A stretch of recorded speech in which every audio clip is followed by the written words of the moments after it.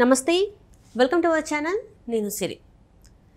జగన్మోహన్ రెడ్డి గారు ఓడిపోవడానికి వైసీపీ ప్రభుత్వం ఏపీలో అసలు తుడుచుకుపట్టుకోవడానికి కారణం సజ్జల రామకృష్ణారెడ్డి గారు అని చెప్పేసి జగన్మోహన్ రెడ్డి గారికి అర్థమైందని, బెంగళూరులో ఇప్పుడు భారతిరెడ్డి గారు ఇంకా జగన్మోహన్ రెడ్డి గారు సజ్జల రామకృష్ణారెడ్డికి క్లాస్ పీకుతున్నట్టు, అందుకే ఇంకా కనుమరుగైపోయారు. ఎక్కడ చూసినా అంటే ఇంతకుముందు ఎక్కడ చూసినా కూడా సజ్జల రామకృష్ణారెడ్డి గారు అయితే ప్రెస్ మీట్లు పెట్టి ఆయనే కనిపించేవాడు. కానీ ఇప్పుడు ఎక్కడ ప్రెస్ మీట్లలో కనిపించట్లేదు. ఎక్కడో అంటే తను అప్స్కండ్ అయినట్టు కూడా వార్తలు వస్తున్నాయి. మరి ఇందులో ఎంతవరకు వాస్తవం ఉంది ఏంటి అనేది మనకి వివరించడానికి మనతో పాటు ఉన్నారు ప్రముఖ సీనియర్ జర్నలిస్ట్ డివిఎస్ గారు. నమస్కారం సార్. నమస్తే సార్, ఇప్పుడు సజ్జల రామకృష్ణారెడ్డి గారు గత ప్రభుత్వంలో చూస్తే సకల శాఖ సలహాదారులు అనే పేరు కూడా ఆయనకి వచ్చింది. సో ఇలాంటి తరుణంలో ఇప్పుడు మొన్న జరిగిన ఎలక్షన్స్లో జగన్మోహన్ రెడ్డి గారు ఓడిపోవడానికి, వైసీపీ ప్రభుత్వం కూలిపోవడానికి కారణం సజ్జల రామకృష్ణారెడ్డి గారు అని చెప్పేసి ఇప్పుడు జగన్మోహన్ రెడ్డి గారు ఇంకా భారతి గారు గ్రహించి ఆయనకి చివాట్లు పెట్టుతున్నారని చెప్పేసి, తిడుతున్నారని చెప్పేసి అయితే వార్తలు వస్తున్నాయి. అండ్ ఇప్పుడు వరకు చూసుకుంటే ఇంతవరకు జగన్మోహన్ రెడ్డి గారు ఎక్కడ యాజ్ అ ముఖ్యమంత్రిగా మాట్లాడింది లేదు. దేనికైనా కూడా సజ్జల గారు వచ్చి ప్రెస్ మీట్లు పెట్టి మాట్లాడడం జరిగింది. అండ్ ఇప్పుడు చూస్తున్న పరిస్థితులు అయితే ఎక్కడ కనిపించట్లేదు తను. ఇప్పుడు ఏమంటున్నారంటే అసలు అప్స్కండ్ అయిపోయాడు సజ్జల రామకృష్ణారెడ్డి అని చెప్పేసి కూడా మరి వార్తలు వస్తున్నాయి. అసలు ఇంతకీ సజ్జల రామకృష్ణారెడ్డి గారు ఎక్కడున్నాడు, ఇప్పుడు అసలు ఏంటి నెక్స్ట్, అసలు సజ్జల రామకృష్ణారెడ్డి గారి పరిస్థితి ఏంటంటారు? సజ్జల చీటీ చిరిగిపోయిందా? సజ్జల చీటీని జగన్మోహన్ రెడ్డి చించేశాడా? ఇవాళ ఇన్నాళ్ళు వాయిస్ ఆఫ్ జగన్ ఏంటి, జగన్మోహన్ రెడ్డి గొంతుక ఎవరు? సజ్జలగా. ఈయన అసలు ప్రెస్ మీట్ పెట్టాడు, ఈయన మాట్లాడు, ఆయన బదులు ఈయనే వచ్చి ఆయన మాట్లాడాడని చెబుతూ సజ్జల రామకృష్ణారెడ్డి మరి పత్తా లేకుండా పోయాడు. ఎక్కడికి వెళ్ళాడు ఏంటి అంటే, ఇప్పుడు జగన్మోహన్ రెడ్డి బెంగళూరులో సజ్జల్ని తీసుకువెళ్ళాడా లేదా? ఇప్పుడు సజ్జల ఎక్కడున్నాడు? తాడేపల్లిలో లేడు. మరి బెంగళూరు అతను తీసుకెళ్ళారా? అసలు సజ్జల పత్తా లేకుండా పోవటం ఏంటి? ఇప్పుడు ఈ ఓటమికి ప్రధాన కారణం సజ్జల అని చెప్పి అతనే జంప్ అయ్యాడా? ఎందుకంటే ఇప్పుడు కేసులు వస్తున్నాయి, వరుస వెంబడి అవినీతి కుంభకోణాలు బయటపడుతున్నాయి. ఈరోజు కూడా నెల్లూరులో సజ్జల దోపిడీ 800 కోట్లని అక్కడ ఉన్నటువంటి ఆ మైన్స్ యజమాని ఒక కంప్లైంట్ చేశాడు. ఏంటి, అక్కడ ఉన్నటువంటి సైదాపురం మండలంలో 1,00,000 టన్నుల క్వాడ్జ్ తవ్వేశారు. దాని వెనుక ప్రధాన సూత్రధారి సజ్జల భార్గవ్, ధనుంజయ రెడ్డి, ఆ కారుమూరి నాగేశ్వరరావు అల్లుడంట. వీళ్ళ నలుగురి మీద అక్కడ కంప్లైంట్ పోలీస్ స్టేషన్లో. అంటే ఒక్క నెల్లూరులోనే 1,00,000 టన్నుల క్వాడ్జి తవ్వేశారంటే ఎంత పెద్ద ఎత్తున ఇక్కడ మైనింగ్ మాఫియా సజ్జల ఆధ్వర్యంలో జరిగిందో మనం చూస్తాం. అసలు ఎవరు సజ్జల, ఆయన ఆరిజిన్ ఏంటి, ఆయన ఎక్కడి నుంచి వచ్చాడు అంటే మైనింగ్ మాఫియానే. ఈ జర్నలిస్ట్ అనేది ముసుగు. వీళ్ళ యొక్క ఆరిజిన్ ఎక్కడ నీకు? RR global. ఎక్కడది? ఓబులాపురం మైన్స్లో. ఇప్పుడు సజ్జల రామకృష్ణారెడ్డికి ఒక అన్న ఉన్నాడు, సజ్జల దివాకర్ రెడ్డి. ఇతను గాలి జనార్దన్ రెడ్డి పార్ట్నర్స్. గాలి జనార్దన్ రెడ్డి, జగన్మోహన్ రెడ్డి పార్ట్నర్స్. ఇది వీళ్ళ యొక్క బంధం, బాదరాయణ బంధం అన్నమాట.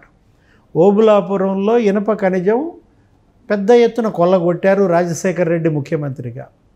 అటు బళ్ళారి, ఇటు అనంతపురం మొత్తం బోర్డరే తుడిచిపెట్టేశారు.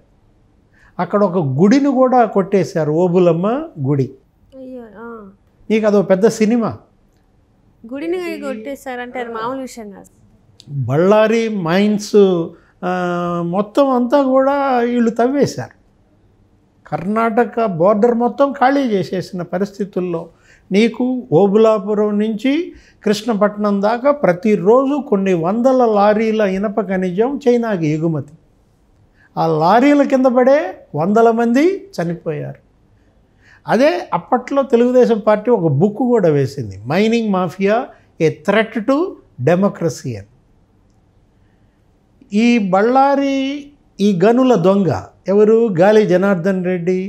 ఏ విధంగా అటు బీజేపీని ఇటు వైఎస్ రాజశేఖర రెడ్డి ప్రభుత్వాన్ని ఉపయోగించుకుని 2 రాష్ట్రాలలో ఇనప ఖనిజం పెద్ద ఎత్తున చైనాకు తరలించారో నీకు మీడియాలో కథనాల మీద కథనాలు వచ్చాయి అప్పట్లో.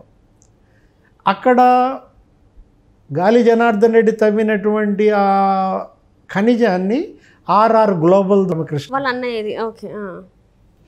వాళ్ళ ద్వారా జగన్మోహన్ రెడ్డికి ఇతను దగ్గరయ్యాడు. ఇక జర్నలిస్టు ముసుగు ఉండటం వల్ల ఇతనికి ఈ బాధ్యతలు అప్పచెప్పాడు. ముఖ్యమంత్రి కాగానే ఎవరు జగన్మోహన్ రెడ్డి అడ్వైజర్గా పెట్టుకున్నాడు. సలహాదారుగా సజ్జల జగన్మోహన్ రెడ్డినే మింగేశాడు. ఏది నీకు జగన్మోహన్ రెడ్డికే పంగనామాలు పెట్టాడనమాట. అంటే జగన్మోహన్ రెడ్డి గుడిని మింగేవాడైతే గుడిలో లింగాన్ని మింగేవాడు ఒకడని ఏదో ఒక ఇది ఉంటుంది. అవును సార్, సామెత ఉంటుంది. ఇప్పుడు వీళ్ళిద్దరూ కూడా గుడిని గుడిలో లింగాన్ని కూడా మింగేసిన పరిస్థితి అన్నమాట. ఇప్పుడు నీకు ఇక కొత్త ప్రభుత్వం ఏర్పడింది. తెలుగుదేశం, జనసేన, బీజేపీ కూటమి ప్రభుత్వం ఇక్కడ చంద్రబాబు ఆధ్వర్యంలో ఏర్పడినప్పుడు ఈ 5 ఏళ్ల అవినీతి కుంభకోణాలు తవ్వి బయటికి తీస్తున్నారు. వరుస పెట్టి నీకు ఎక్కడెక్కడ మైనింగ్ ఎలా దోచేశారు. కడపలో ముగ్గురాయి దోపిడీ, ఇక్కడ గుంటూరు ఇక్కడ సున్నపురాయి దోపిడీ, ఆ తర్వాత అక్కడ లేటరైట్ దోపిడీ, బాక్సైట్ దోపిడీ, ఎక్కడ ఏజెన్సీ ఏరియాలో విశాఖ మొత్తం తుడిచిపెట్టేశారు నీకు ఏది ఖనిజ సంపద అంతా కూడా. మైనింగ్ మాఫియా ఏ విధంగా ఇక్కడ దోపిడీ జరిగిందో మనం పెద్దిరెడ్డి రామచంద్రారెడ్డికి గనుల శాఖ అప్పచెప్పారు. ఆ వెంకటరెడ్డి అనే అతన్ని డిప్యుటేషన్ మీద తెచ్చుకున్నారు మైనింగ్ ఎండీగా. ఇసుకలోనే నీకు 40,000 కోట్ల అవినీతి జరిగిందని ఇవాళ ఆధారాలతో సహా దొరికారు. ఇప్పుడు మద్యం మరో కుంభకోణం, లిక్కర్ స్కామ్. ఏంటి ఇక్కడ డిస్టిలరీస్ని వాళ్ళు బెదిరించి లాగేసుకున్నారు. అదాన్ డిస్టిలరీస్ అనే కొత్త దాన్ని తీసుకొచ్చారు. విజయసాయి రెడ్డి అల్లుడు రోహిత్ రెడ్డి బినామీగా. ఢిల్లీ లిక్కర్ స్కామ్ కన్నా ఇది పెద్ద స్కామ్ అని. అక్కడ కేవలం 100 కోట్ల అవినీతికే కవితను అరెస్ట్ చేసి జైల్లో పెట్టిన పరిస్థితుల్లో ఇక్కడ 1,00,000 కోట్ల అవినీతి జరిగిందని. ఏంటి ఇక్కడ అసలు ఇక్కడ మద్యం తయారీలో స్కామ్, అమ్మకాల్లో స్కామ్, సరఫరాలో స్కామ్, 3 స్కాములు ఒక మద్యంలోనే జరిగిన దీంట్లో రేపొద్దున ఇక్కడ సిబిఐ ఎంక్వైరీ డిమాండ్ చేశారు. చంద్రబాబు ప్రభుత్వం మరి సిబిఐ ఎంక్వైరీ కనుక ఇక్కడ జరిపించినట్లయితే మొదట జైలుకి వెళ్ళేది సలహాదారు సజ్జల, పెద్దిరెడ్డి రామచంద్రారెడ్డి, నెక్స్ట్ వెంకటరెడ్డి, వాసుదేవరెడ్డి. అసలు వీళ్ళందరితో పాటు ముఖ్యమంత్రి మాజీ జగన్మోహన్ రెడ్డి జైలుకి వెళ్ళాల్సిన పరిస్థితి అన్నమాట. అంటే మా ఈ పతనానికి ప్రధాన కారకుడు సజ్జల, సజ్జల్ని నమ్ముకుని మా పుట్టి ముంచుకున్నాం అని ఇవాళ భారతీ మేడం కావచ్చు, జగన్మోహన్ రెడ్డి కావచ్చు, సజ్జల కొడుకుని ఉతికారేస్తున్న పరిస్థితి అన్నమాట.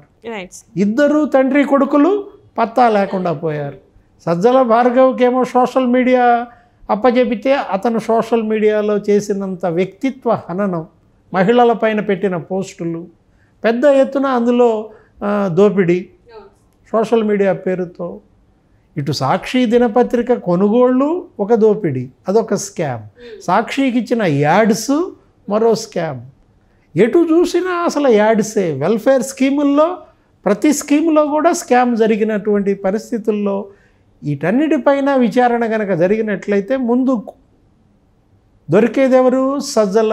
కాబట్టి సజ్జల లేకుండా చేసే పని చేస్తున్నారు. Right sir, right. Thank you so much sir. నమస్తే.